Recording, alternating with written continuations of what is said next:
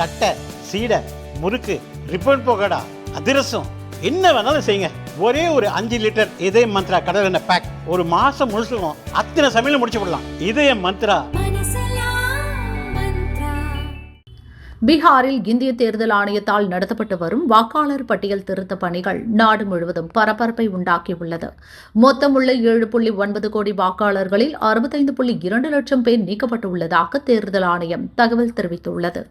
இறப்பு, இடம்பெயர்ந்தவர்கள் 2 இடங்களில் பதிவு இதற்கு முக்கிய காரணமாகும். மேலும் வாக்காளர் பட்டியல் திருத்த பணிகளுக்கு சமர்ப்பிக்கப்படும் அடையாள ஆவணங்கள் கடுமையாக சோதிக்கப்படுகின்றன. இது காரணத்தோடுதான் நடக்கிறது என தேர்தல் ஆணையம் தரப்பில் தெரிவிக்கப்பட்டுள்ளது. அங்கே போலி அடையாள அட்டைகள் பெருமளவில் புழங்குவது வெளிச்சத்திற்கு வந்துள்ளது. இதனை உறுதிப்படுத்தும் விதமாக நாய்க்கு இருப்பிட சான்றிதழ் வழங்கப்பட்ட சம்பவம் நடந்துள்ளது. பாட்னாவிற்கு அருகில் உள்ள மசௌரி என்ற நகரத்தில் இருந்து விண்ணப்பிக்கப்பட்ட நிலையில் நாய்க்கு இருப்பிட சான்றிதழ் கொடுக்கப்பட்டுள்ளது. ஜூலை 24ஆம் தேதி மாலை 3:56 மணிக்கு சான்றிதழ் வழங்கப்பட்டு இருக்கிறது. இருப்பினும் 2 நிமிடங்களில், அதாவது 3:58 மணிக்கு இது கண்டறியப்பட்டு ரத்து செய்யப்பட்டது. இதில் தொடர்புடையவர்கள் மீது எஃப்ஐஆர் பதிவு செய்யப்பட்டு நடவடிக்கை எடுக்கப்பட்டு வருகிறது என அதிகாரிகள் தெரிவித்தனர். நாயின் இருப்பிட சான்றிதழில் தந்தையின் பெயர் குட்டா பாபு என்றும் தாயின் பெயர் குட்டியா தேவி என்று குறிப்பிடப்பட்டுள்ளது.